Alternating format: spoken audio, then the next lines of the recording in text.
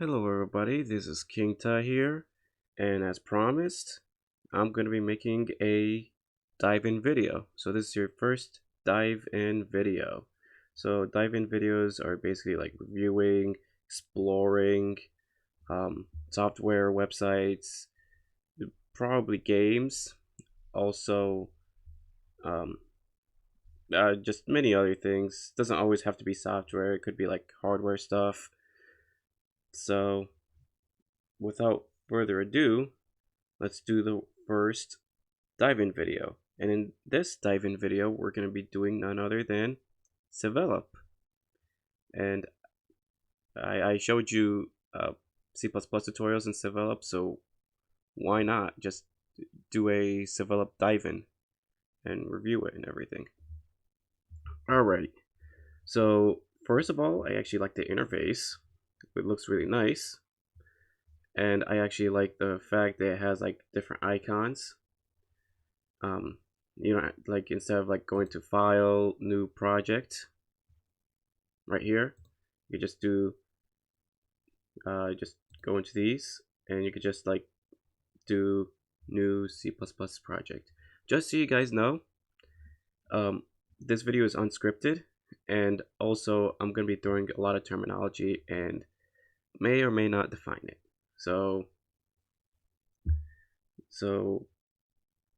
get ready for that. Alright, so let's just do a C++ project. So that allows you to have your project name. Let's see if I could actually put it in a desktop. So if you wanted to put it in a different location, you could just uncheck use default location, and it's gonna let you have whatever location you want to put.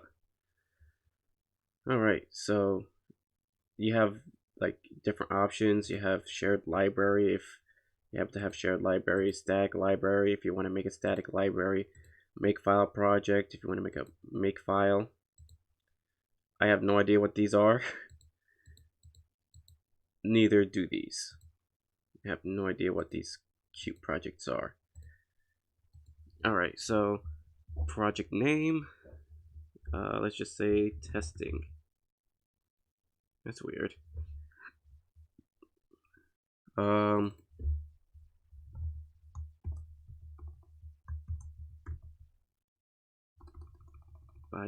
don't think I have any. Yeah, I never have any. I don't have anything on the desktop. Let's do documents. Let's try documents. Test it. Okay, directory with the specified name already exists as read only. So, what I like about it is if it sees a directory with the same name, it automatically tells you or automatically yells at you that there's a directory with a specified name, like with the same name, that already exists, and it's only read only. It sounds really weird. Anyway, all right. So you know what? Let's just save time. Oh, actually, documents. Duh. That might be it. And then testing. Then testing. That's a pain. Okay, let's see if I can actually go to browse. Go to desktop, select folder. Then there. Huh. That's a bug. I think that's a bug right there. Just do next. So what's really good about here, you can just put the author, which is the person who's doing the project, the copyright notice, your source folder, could be src, could be whatever name you want to put.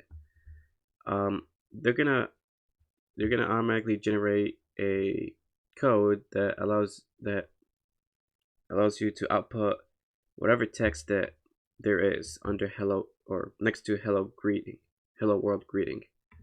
Let's just say King Ta is here. Let's click next, and that's really good. They have debug and release. A debug is basically if it's for programs that you're making that possibly would have a bug, and then once you have a bug, you could debug it. And once your program is all done, ready to go, you would go to release. So that's really good. You could actually like select all, deselect all, whatever. Advanced settings. Let's see, advanced settings. I guess there's. Oh, I guess it's project's property. Property. Okay, click next. All right. So it has like different like dialects and C version. We're just gonna leave it to the most recent one. I actually like how they have like list all these kinds of C++. I think this year, yeah, I know this year they released C++ 20, so I don't know why they didn't uh, make a new version. Maybe it might be next year, or probably because of the, you know, the the the bio disease. I can't say that word because from what I've seen in every YouTube, they can't say the word because YouTube's gonna either demonetize or take the video down, which is so weird. Why would they actually do that? That sounds like a cover up or something. um yeah, and then it has like different flags. What's Care Wars? I have no idea what these are. Alright, let's click finish.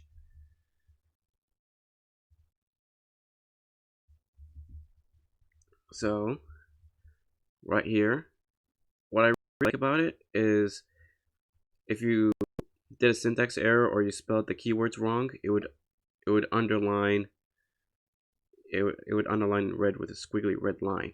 Just like Microsoft Word, if you have like grammar error or spelling error, it's the same thing. So that's really nice for Eclipse, for Cevelop. Oh, fun fact: Cevelop is built off of Eclipse, and Eclipse is made in Java. So, and to run anything in Java, you have to have a Java JDK. I forgot to do that, to tell you guys that in the first video, and that's going to be a different video. Alright, so it actually puts the name of the source, the main source file, the author, there's no author, version, copyright, and then your description. That's good. Alright, let's run this program. So what I really like about here is, let's say you could build this program. You could either build and run, or just run everything at the same time. So I'm gonna show you. Okay, so King Tut is here, like it's shown in the text here. But what if it's just I just want to put in King Tut? All right, let's just run this. So instead of doing the build and run, it's gonna be clicking on run. So it's gonna ask you. So that's really good. It's gonna ask you whether to save and launch it. So that way it doesn't like run the last code that was saved. You could just automatically save this, compile it, and run at the same time. Also, you have the option to say always save your resource before launching, which means if you the next time you click run and after you change everything, it's just gonna automatically save. It's not gonna give you this pop-up anymore. It's not gonna bother you anymore. But I like this. You have a select all, deselect all, which is really nice. And you have this help icon. Oh, that's really cool. So you just click OK. Bam. King Tut. Alright. Another another feature that Cevelop has, you can actually automatically generate class. So you can just click on the here, just so right click, new class, or you could just like click class here. And then all these options are good. This is fine. You could type in the class name. It's gonna automatically type in the header file and the source file of the same name that you put for your class. So that's really cool. Let's just think. Oh, what other class? Classy. And it's gonna give you a warning that class name is discouraged. Class name starts with a lowercase, which is weird because I already put a lowercase. That's another bug, I guess. Yeah. Oh, are you trying to tell me it starts with a lowercase and everything is uppercase? C. Class name is empty. Yeah, if I put class, it's gonna tell you it's not valid. It's a reserved keyword. So you don't want to put anything that is the same as the keyword. So that's really good. That's really, really good. Also, if you're doing inheritance, this is an easier way to do inheritance. So if you happen to have, let's say, enemy class, and then you have a inherited class called Bowser, and you don't want to manually put in all the inherited class and stuff, you could actually have the base class. You could actually have this option when you're about to create an inherited class, and then you could actually add it to the base class. I'll show you what I mean. This is really, really nice. I actually haven't really explored this, but I'm gonna explore it for you. So it actually generates a constructor and destructor, and it has a to do. So every time you put to do, it goes onto this task, which is really, really nice. That way you don't have to go to Todoist, go back and forth. It's already automatically generated here. So let's say to do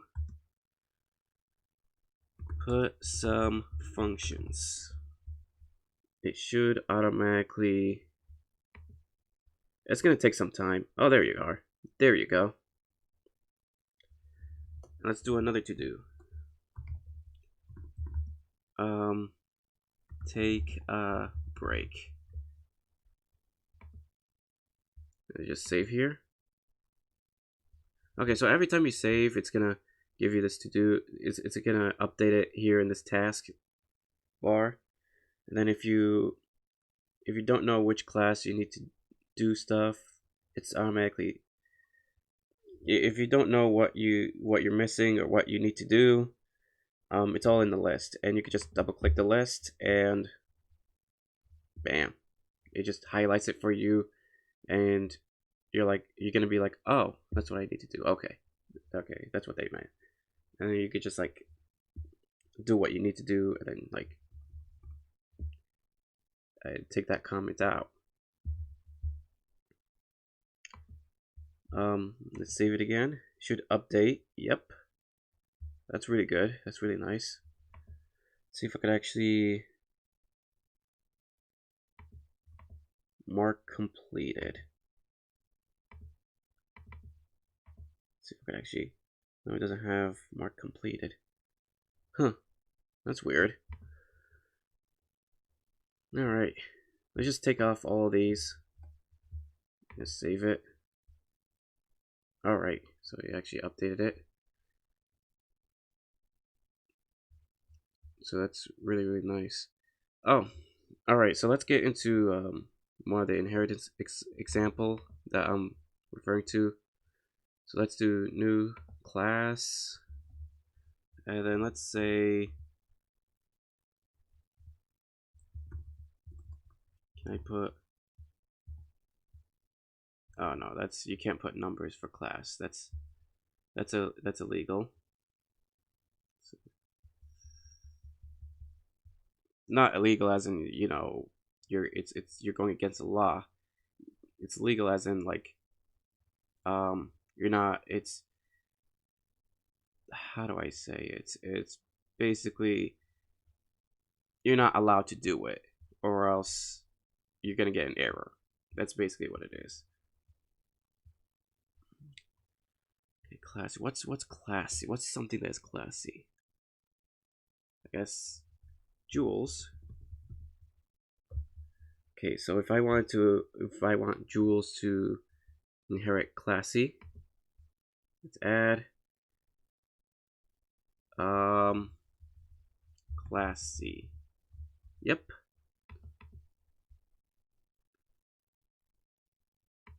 Let's click OK. Let's click finish. Yep, it actually automatically generates it. It's really, really cool. So if you're gonna create a class, you could automatically inherit the base class. You could actually use the feature to inherit from the base class. That's really, really nice. That's really cool. You don't have to go through the pain of making every single, just manually typing public classy. It's just click and everything, and Cevelop does everything for you. Does all the dirty work. Oh boy, dirty work.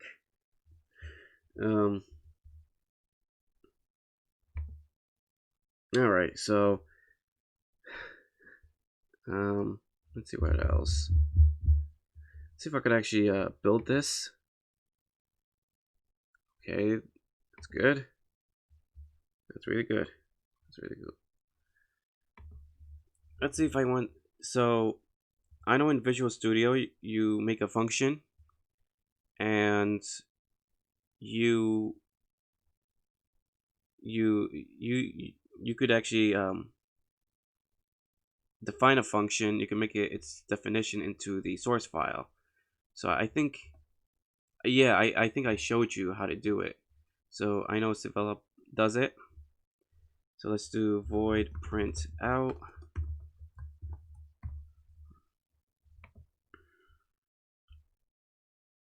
And then let's go to source and implement method. Well, C++, it's called functions. Java and basically the rest of the programming language that are related to Java, like C# and Python, it's called method. But this is no, I think Python is called functions as well. I don't know. I think you know what? Yeah, I think Python is called method, but C++ is called functions. So that's wrong. That's wrong terminology for C++. If it's Java, I would be cool with that. So that's what they need to do. So they need to change method to functions. So it's going to be void printout. Should, oh, so it automatically takes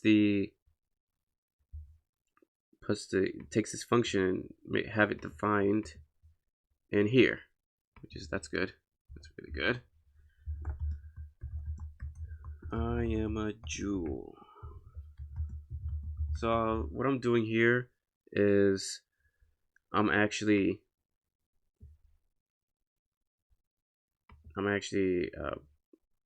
doing cout, just printing text.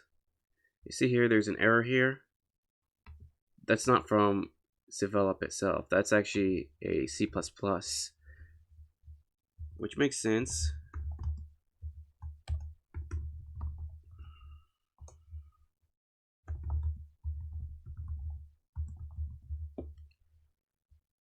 All right, that makes sense. You could check out my header tutorial on it, Every headers, it's like a clean slate.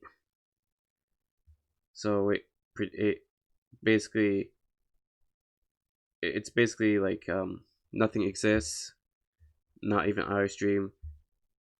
So everything that you put on testing.cpp in the main source is not going to be in the headers file. So again, it's not a Cevelop thing, it's a C++ thing. So that's really all right. So what else? What else should I go and explore? I think this folder. So if you want to put in a source folder, let's see if I put this testing classes. Oh, so if you have two source folders, actually, let me just save this first. Okay, that's good.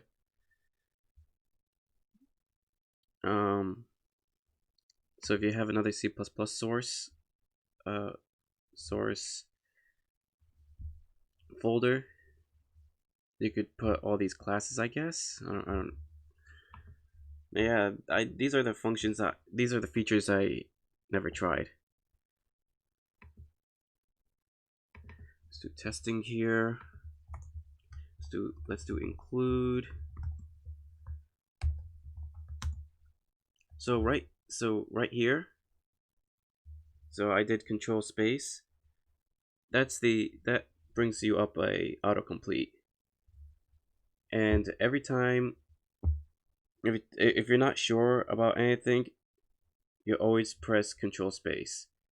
And the downside of it is it doesn't have like a, what do you call it, a telesense. Like when you go to Google and you type in some words, they automatically gets you all, it does an autocomplete and it gets you like all the possible words that they think that you want to search.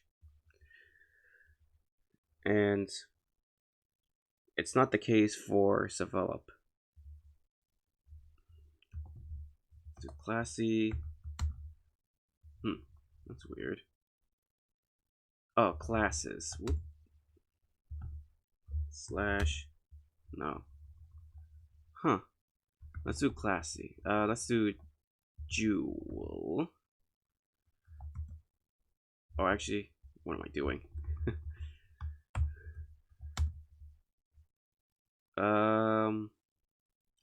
Well, no. No. Test. No. Huh. I don't even. That's weird.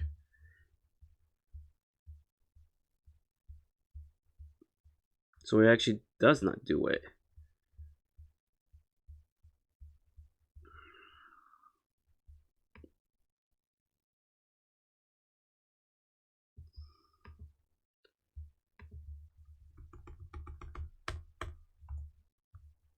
Okay, so let's just put all these classes back into its respective place. It could have been the fact that it doesn't auto detect or whatnot. I don't really know. So let's just include, and then let's just do jewel. Yep. Then jewels. J dot. So right there, it automatically gets you the autocomplete when you put a dot on there. But anything else, you have to put control space. Let's see if it actually screws up my. Okay, so it's still recording. Yeah, the last time I recorded this yesterday, I actually. Oh man, I actually pressed control space when I was showing the autocomplete, and OBS just basically stops the recording because I put that as a shortcut, and that's not a good way to do that. So, oh boy, it's just you have to really be careful when you're putting shortcuts for OBS when you're doing a screen recording or any kind of recording. Alright, so that's that. Let's run this.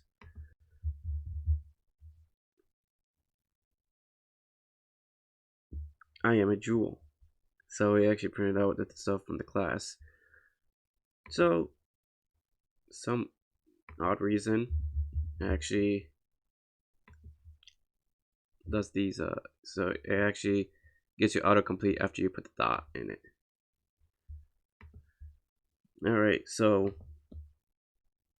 it has like, so when you go into project and properties, it has like, it automatically,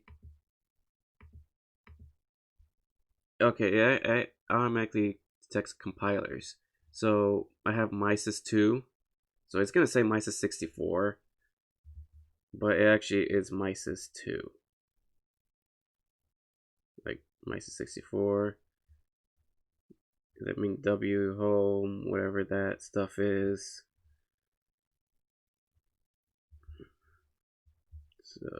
So it actually, I think it does. Let's look at the path. Oh boy, let's look at the variables. Oh, it has a bunch of stuff.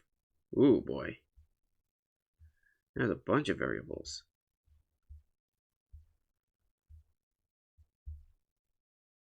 Just so you guys know, I'm gonna be all over the place. So that's basically the main thing in diving videos is I could be all over the place,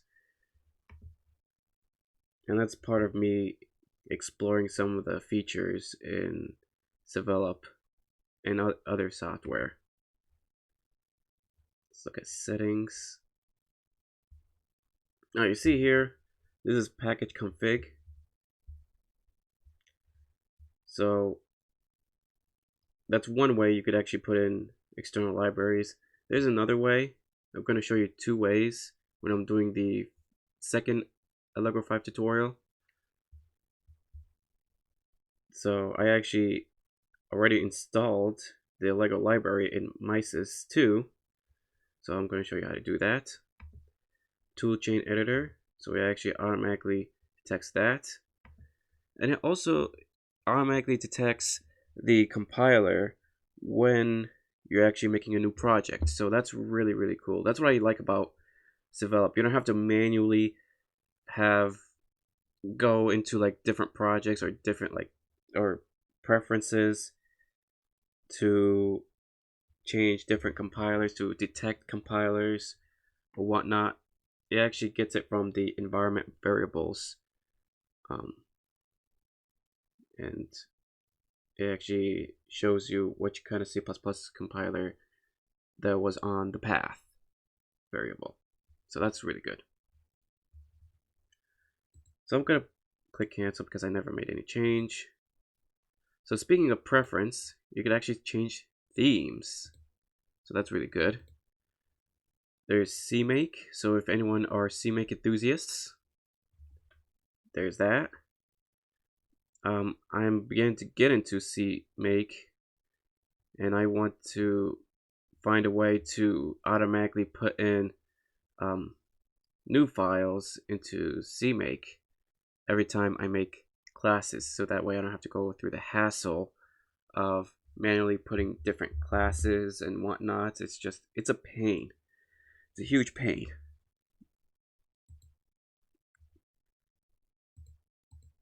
So you could actually change themes. Let's see, where's the,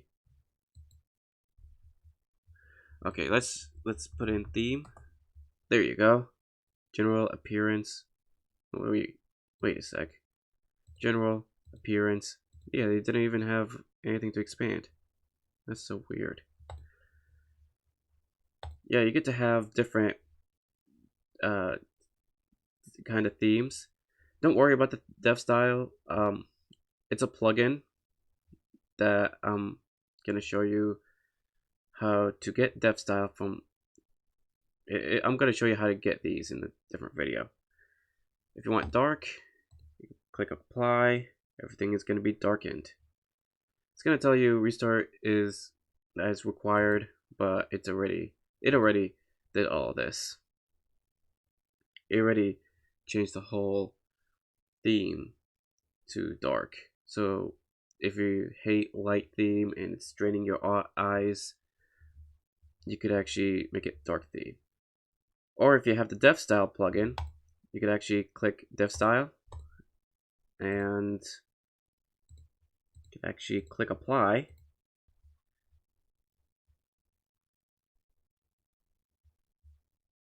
And it's going to ask you, given how Dev Style intercepts certain components of IDE, it's recommended to restart now. Let's just do restart just to be on the safe side.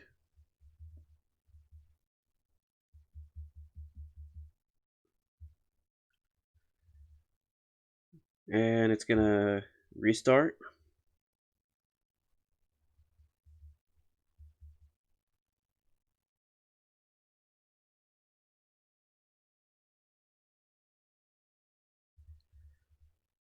Alrighty. So we actually change all the icons and everything. So that's really, really cool. It actually made every icon flat. So that's another cool thing. I just hate when it's I hate the fact that it's highlighted. That's really weird. Let's do J dot print out.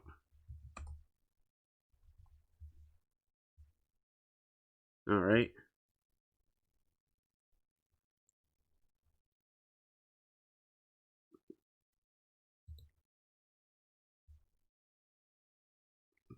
All right. Also, you could actually run debug. So if you have some kind of a buggy application or the program didn't go your way, you could actually debug. So just click debug.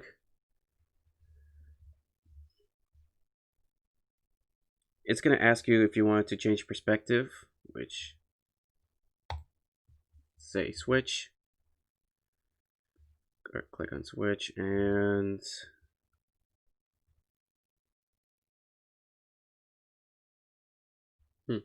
it's weird. It's supposed to be step over. There you go. I have a jewel.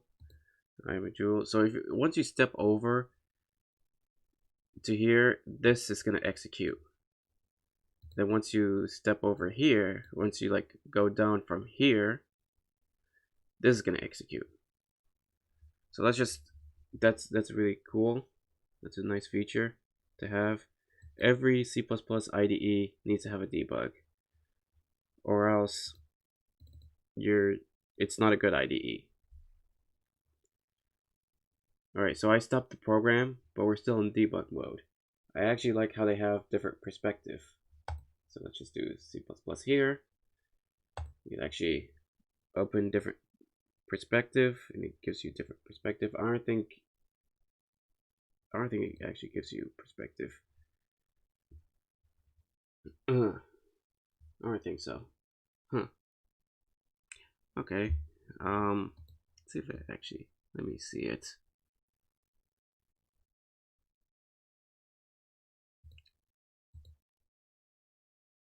I don't know. I honestly don't know. It's so weird. Like you, like the first time you're gonna be in there, you're gonna be bombarded with a lot of things, and you're like, am I gonna use all of these stuff? Oh, anyway, it actually gives you the option to show breadcrumbs, which is nice. That's really, really cool. Right here, right here. So breadcrumbs are basically just showing you the directory that based off of where this file is, where this source file is, or this header file is. So that's basically what it is.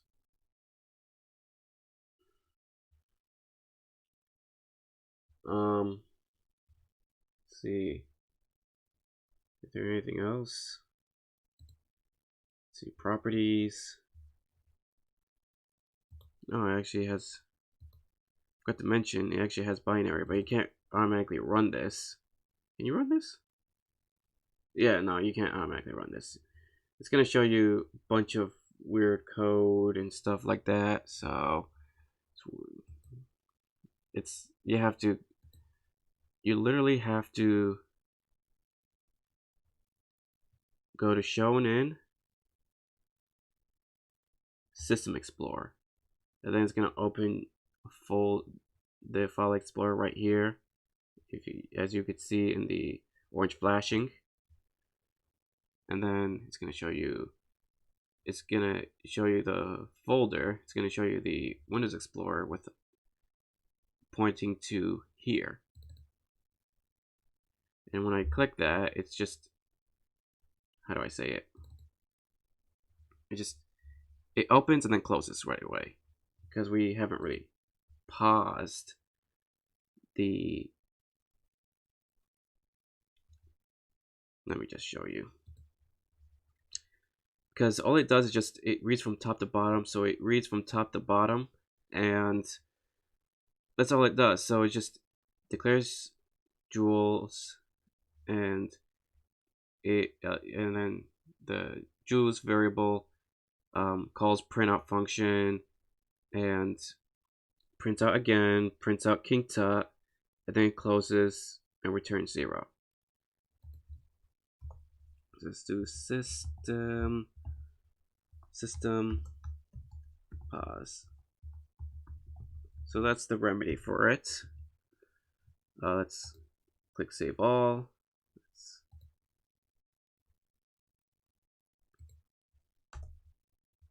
It's gonna ask you to press any key to continue. So this is updated. You just click here, and it's gonna pause the terminal or the command prompt, unless if you actually press any key. So press enter, and then it closes the program. So let's see. I like that every keyword is highlighted differently.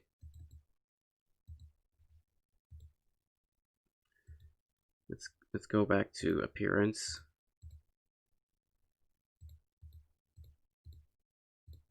Let's see if I could actually change. I know there's, let's go to theme. I know there's oh, that's a dev style thing. I know there's a section that you could actually change themes. So icon color, you could make it simply white. You could change the icon look for it. I don't know what force color does. Let's do IntelliJ IDE. Standard, let's apply.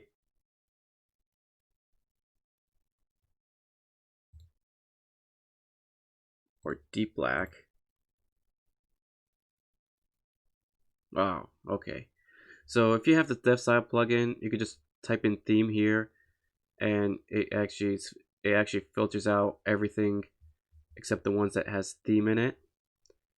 And you could go to DevStyle and go to color themes, and everything is all, you could change everything, all the themes, the icon look, and the editor theme, and then you can just click apply. Just apply and close, and it's going to ask you to restart again. So let's just allow it to restart.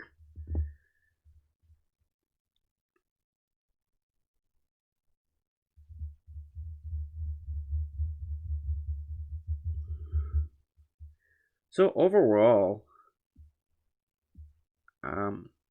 it's really good. I actually really like the fact that, oh, it doesn't even change the theme, huh? That's weird. Let's do preference. Let's go to dev style. Let's force colors, I guess. Primary colors. Or no, not primary. IntelliJ IDE. There you go. There you go. Okay. So I made it into IntelliJ IDE dark.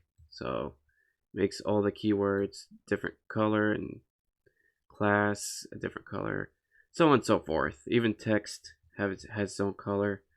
So every key things in syntax has color, its own unique style theme that relates to IntelliJ IDE.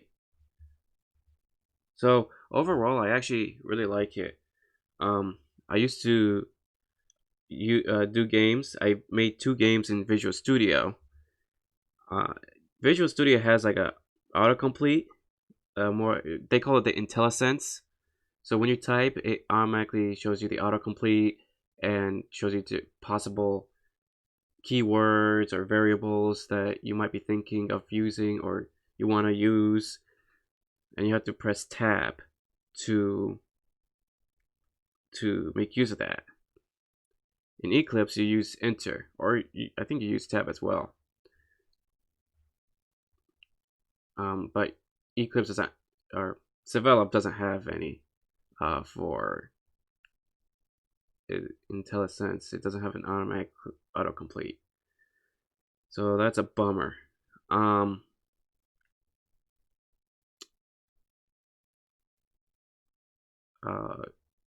Other than that, I actually like how it has plugins. So if there's plugins from Eclipse that you want to make use of, you can copy the link from Eclipse, the whole address, and then go to install new software, and then you can just put in the link for it, and then it's going to automatically generate the things that you're going to be installing. Go to help. If you don't have any and you want to install plugins that is embedded in Eclipse or Cevelop or Eclipse, you go here and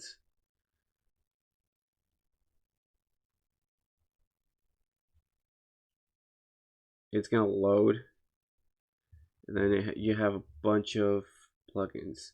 So you go to install tab to show how many things you got installed and what you got installed, and I got dark theme with dev style.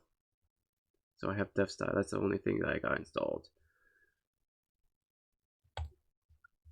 So